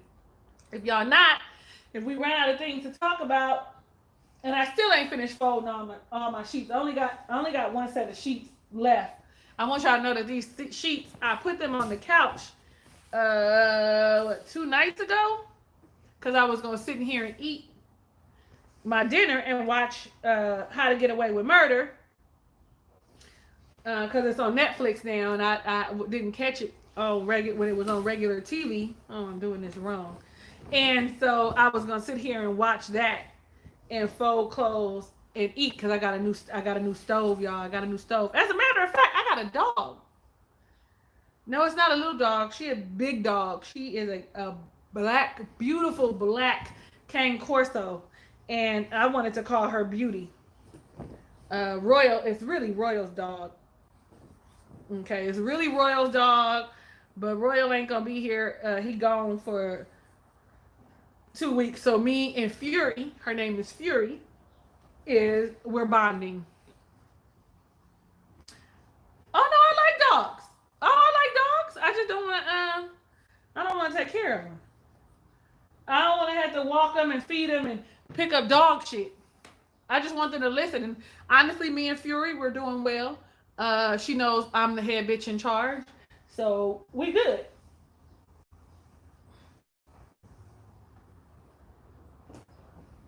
What y'all say? Something popped up. Oh, banana bread. She eats everything and still won't let go. Banana smoothies and banana and pudding is so good. Somebody else like bananas. Hi, Missy. Darn, I just joined. Didn't get the notification. It's okay. We got another about 30 minutes. I'm going to get off at the 2 hour mark. I want a cane corso so bad, girl. Taking me through work. Don't tell nobody. Oh, look at my hair. Yeah, I love that little dog, actually. Her and I are becoming friends. I am, right now, by the time she comes home, by the time Royal gets home, she will know how to sit and to stay. I'm actually, because right now she's outside, because she's going to get huge, but I'm actually considering letting her come in at night. Come in at night and take your black ass outside, because she black. Somebody said I gotta have a baby before I get another dog. Oh, somebody as in Mr. Anastasia. Did you Did you watch Little Fires Everywhere? What else are you watching on Netflix? I didn't watch Little Fires Everywhere. I watched Pose. I had to finish watching Pose. The third season needs to be coming out. And banana pudding milkshakes with peanut butter. Girl, I watched Pose, How to Get Away with Murder. I love Queer Eye for the Straight Guy. Or they just call it Queer Eye right now. I didn't finish the last season, so I'm gonna finish that. I be bouncing around to a lot of stuff. Um, finish watching Insecure. Really, that's all the stuff I watch. Everything else I watch, it'd be like movies or I watch Supernatural all damn day. I watch, just how you know I'm an old people now, I watch Law and Order Special Victims Unit all day long. If it's on my TV. Okay? I love Law and Order Special Victims Unit. That's how I know I'm old people, because I used to be like, why are y'all watching this at my grandmother's house all the time? And then now I'm my grandmother and my uncle. Both of them, God rest their soul. If they're here visiting me, they excited because I watch Law and Order Special Victims Unit. Okay, just so you know, they excited. They like, the girl got on the good show.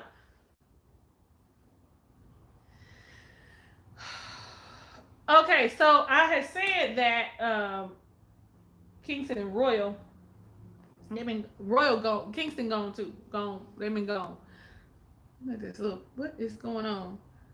This little hairs be sticking out of these passion twists. So I've been home by myself. And whenever I'm home by myself, I do a lot of thinking. A lot of thinking. It's probably really unhealthy, the amount of thinking that I do. And that's when I came to the realization, I'm sorry, y'all. That's when I came to the realization that I do want a relationship. My son, no, both of them. I told y'all, they say I don't need nobody. I just need them. Yes, love Law and Order. Had BET Plus for a week, and all the shows are good on there. You know, I had finally got to see the first Wives Club and really enjoyed the series version with our black girls. Girl, I'll get caught up in the Matrix watching Law and Order.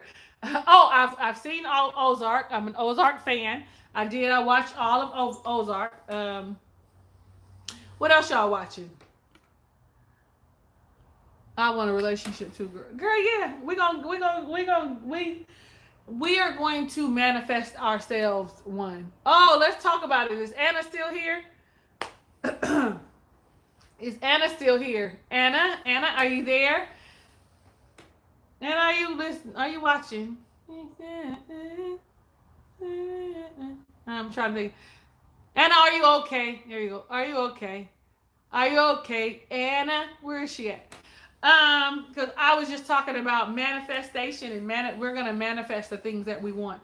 I realized I've been manifesting stuff my whole life, you know, and you just didn't call it that. I manifested this house. Y'all don't know how much so how I manifested this house. Quarantine has definitely made everybody soul search. If you hadn't done that before, I'm hoping that everybody comes out on the other side in a better space.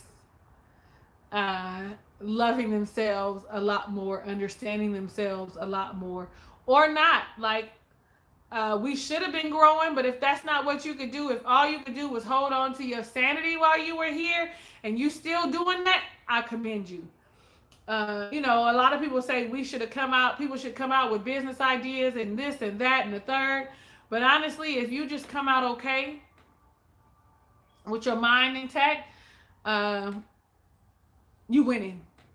It'd be nice if you got some other things done, like lost some weight, wrote a book. This is me talking to me. Your business is flourishing, all kind of stuff. It'd be nice if that stuff worked out for you. Oh yeah. Look at that. Let me tell y'all something. I started work a little early this morning. After our call, I ain't been back on here. I went on my Embrace It All course with Keyshawn Rains, which is a meditation course. It's the second session of the meditation course. And Nikki, who normally, I think Nikki is Is she just on my Instagram or is she following YouTube? She's also in that group. And I want to say I met Nikki here and introduced Nikki to Keyshawn as, you know, I do you guys the same way. And she actually started following her and meditating. And it is in the second course with me that I'm taking. I really believe in supporting black owned businesses, black women. So if it's something I feel like I can benefit from, I will. So if I did not want to get better or have a better understanding of meditation, I would not have taken Keyshawn's course myself, but I would have given her the cost of the course for someone else to attend, only because I want to support her. You know what I'm saying? If you have a business, I want to support you. Anna has a YouTube channel. I want to support her. I do support her. Um, you know, it's just a lot of things that we want to do. I don't know. Y'all know Michelle. Michelle's channel is Michelle. Her channel is flourishing. I'm so proud of her. She has several businesses going, all starting from her planner channel. And I like to support and see people do well. Once you find your niche, you should go. And I'd be thinking to myself, sometimes I'd be thinking to myself, I should be so much further along than what I am already. But in all actuality, it's okay that I'm not right now. It takes a lot of effort and dedication.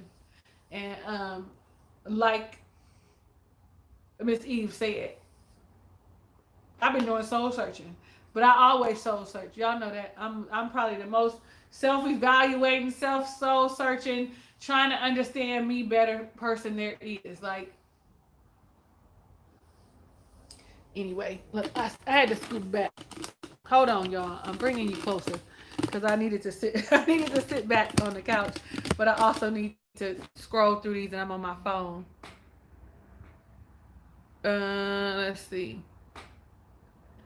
You spoke real talk. This quarantine has made everyone have to sit with themselves and address what issues they are. Reading and journaling, like you said. Lord, at Miss C, I have been paying for BET Plus and ain't watched none of the original programs. I'm slipping. You better, your money is your money, your money, your money, girl, your money, your money. Been studying the Bible this quarantine. God be wilding y'all. Better than any fiction out there. I want a relationship too. They say if you ever want to read a good book, you can pick up the Bible. It got a story for everything in it. We are our worst critics. We are harder on ourselves than anyone also. So keep that in mind. And allow yourselves to make mistakes and to heal from your mistakes. Like that was one of the things I feel like I needed to learn, that was important for me to learn, is that it's that I'm human, that my best side, I made a couple as a Virgo, I am, y'all, it probably stopped for a second because my phone rang. I didn't go on airplane mode. I tripped. Um, as a Virgo, I am a perfectionist to a certain degree, right? But I had to learn that I'm human, that I'm allowed to make mistakes, that I'm not perfect, that everything isn't going to be just how I want it to, and that I need to allow myself room for change, for growth, for mistakes, and not be so hard on myself. It took a long time to get here, and I still work on it because my mind is busy. My mind is busy. My mind is busy because sometimes I will. Yes, Shani, I'm live. Shani just called me. That's what I said, y'all. I was on that I had blacked out for a second and didn't go airplane mode. Shani called me. It really, really does. Women in your single season, read the book of Ruth. Seriously, so many gems. I plan on coming out of this whole quarantine period with my mental health intact Because baby, people are unraveling during this period. So I'm thanking God in advance. I love you, Shani. It's okay. Did you hear that Candy is gonna be open tomorrow? Did you hear? I heard. My homegirl got her an appointment for noon. That's because she got Candy's phone number. That's our nail lady. I'll probably wait a while until it dies down, maybe like the first 2 weeks, um, uh, before I go take my happy ass over there, because I'm sure it's crowded and people gonna be walking in with an attitude and all kind of stuff. Dr. D, you are right about that Book of Ruth. Yeah, I think I've been calling. Ask her for the number, please. Okay, I will. Um, I will, Shawnee. I promise. I'll ask her. So, you know, I don't want us to be hard on ourselves. I don't want us to feel like we aren't good enough. I don't want us to feel like we aren't deserving of something. Because we are such hard critics on ourselves, we will talk ourselves right out of something good. So, for example, dating somebody, and I will talk myself into thinking that, you know, he's got other things going on, when that may not be. But if it does happen, don't you think sometimes if you constantly be like, he's seeing somebody else, you done manifested that in that man's life?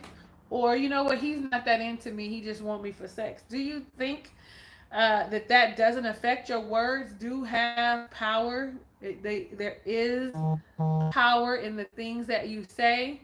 So, let me see. We are considered, well, black women, either too much or not enough. You know what? Ain't that something? We had a conversation about masculine energy as women, Shiny, about relationships. We done been on here for almost 2 hours now. Y'all hear my dog? Y'all hear? She got a deep ass voice. She mad though. That she not mad. She trying to get my attention. She want to play. I don't play, and every time I go outside, I tell her I don't play. We don't play. So what was I saying? Yeah, I just got a dog, Shani. I just told them I got a cane corso, a big ass black beautiful cane corso. It's not my dog, it's my son's dog, but really it's my dog because who she here with? My son ain't here. Yeah, so I really feel like the things that we say out of our mouths really do affect the outcome of our lives. I mean, you know, wherever you are in your life, if you are a believer, you know, speak those things as if they are. You know that life and death is in the power of the tongue. That's what I was looking for. Life and death is in the power of the tongue. Speak those things as if they are. You can find that in any religion, spiritual practice, anything. You will find that your words have power. So we have to be careful with what we say when we're entering in a relationship, when we want a relationship. This is what I've been telling myself lately, because you know how I've been telling y'all, oh, I'm not sure if I want to be in a relationship. I said that earlier, like, oh, I'm not sure if that's what I want. No, what the fuck I mean? No, I do want to be in a relationship. I want a healthy, successful, committed, monogamous relationship with a man. I gotta say with the man, because y'all, listen, you just never know. You just never know. I be told y'all I'm in love with a woman or something because I didn't say specifically that I wanted a, let me change it, a black man, okay? You just have to be careful about the things that you say. Our words have power. That's why when they talk about manifestation and all that stuff, because your words have power. You will manifest, bring into your life exactly the things that you are saying. Well, I think we're just about done. It's 54. It's 54. So I guess that's it. That's gonna be it. I made up for last week. I gave y'all 2 hours this weekend. last week's. I'm not gonna tell y'all that I'm gonna do better. I'm just gonna one day just do better. How about that? One day I'm just gonna do better. I would say that we could have a Zoom happy hour, but I'm actually gonna go to happy hour with one of my girlfriends this evening. I'm gonna go. Well, not even happy hour. We're gonna go and have sushi at 6. Be specific. I sure will call you because you must got something to say, girl. You must got something to say. Anyway, y'all got some plans this weekend. We got 5 minutes before I say goodbye. Farewell, so long. Y'all got some plans this weekend? I got a couple plans. Since it is just gonna be, I'm probably gonna be me for another week. I'm gonna see if Kingston wants to come home. So he probably won't. He's over his cousin's house and they have time. My phone is just going off, y'all. I'm sorry if y'all can't see me. Am I going where? Oh, the bike ride on Sunday. Girl, I don't have no bike. I don't have no bike. I'm going to call you, Shani. I'm going to call you, Shani. I'm going to call you. Anyway, y'all, I love you in real life. I'm so glad that you guys joined me today. I'm so grateful. Because, for a minute there, I don't know, probably about 3 minutes, it was just me by myself. All by myself. And I was okay with that because I would have stayed there 15 minutes by myself and talked about folding clothes or something. But I think that in order for me to go live, I'm going to start doing that while I'll multitask, if you know what I'm saying. Okay, y'all. Hugs and kisses and lots of love. I'll catch you on the next video, which is coming one day.